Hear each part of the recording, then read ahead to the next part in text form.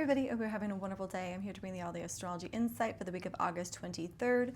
On Thursday, August 27th, we have Mercury Cazimi in Virgo, which is Mercury conjunct the Sun, as well as the full moon in Pisces, as well as the lunar eclipse. And then on Friday, August 28th, we have Mercury square Uranus, as well as the Sun square Uranus. On Thursday, August 27th, we have Mercury conjunct the Sun in Virgo, going exact at 12:03 p.m. Central Time, followed by the full moon at 4 degrees Pisces in 54 minutes, going exact at 11:18 p.m. Central Time, and that includes the partial lunar eclipse as well. Now today we begin fabulously on a good note with Mercury conjunct the Sun. Mercury is in his own sign of exaltation, his own domicile, and so this gives Mercury a tremendous power. So today we have the power of the mind. We have the power to optimize, organize, prioritize, communicate, and clean up any messes that we need to clean up. And so look at today as an opportunity to really get yourself on track, to allow yourself to really say anything that needs to be said, because Mercury is very powerful when he is conjunct the Sun. And so just know that our words are powerful today. We have the clarity of the mind. And so take some time today to do any of those tasks. Now, what else is nice about today is that because Mercury is conjunct the Sun and Mercury is in his own sign of exaltation and domicile, this also helps the Sun. And as we have this full moon lunar eclipse today in opposition to the Sun, this gives us a strong ability to stay focused on optimizing, organizing, and prioritizing, so that as we have this full moon lunar eclipse in Pisces, where it can kind of seem things are absent as far as perhaps where we are going, what the direction is, what's coming to fruition, we can really focus on right here, right now, and really say, like, how do you need to optimize your energy so that there's a better distinction between who you are versus other people, and what your goals are versus what are other people's.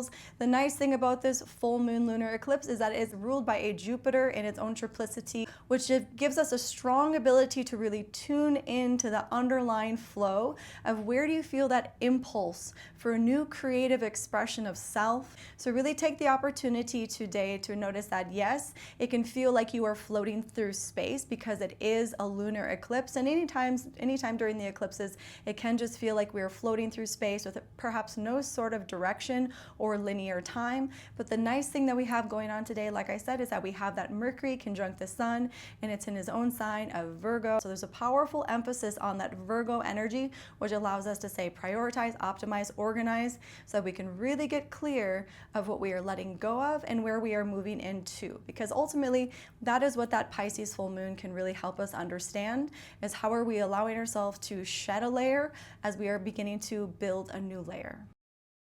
On Friday, August 28th, in the early hours, we have Mercury in Virgo square Uranus and Gemini, going exact at 2:24 a.m. Central Time, followed by the Sun in Virgo square Uranus and Gemini, going exact at 5:18 p.m. Central Time.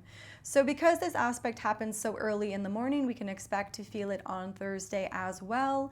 And we have Mercury, who is very capable in his own sign of Virgo, which is his place of exaltation and domicile, but he is square to Uranus, which, yes, is Mercury's sign of domicile, which is Gemini. However, this is a square, and what this can kind of bring up is that because Mercury is so mentally capable, we feel like we can take on all of the problems, that we just perhaps lose the plot. Perhaps there's just too many different things firing in our brains. Perhaps there's just too many things calling our attention, that maybe we really do try to take them all on, but it would be best served if we were to prioritize and optimize where we need to be putting our energy. And actually, because with this Mercury-Uranus combination, it does allow us to have that intuitive mind.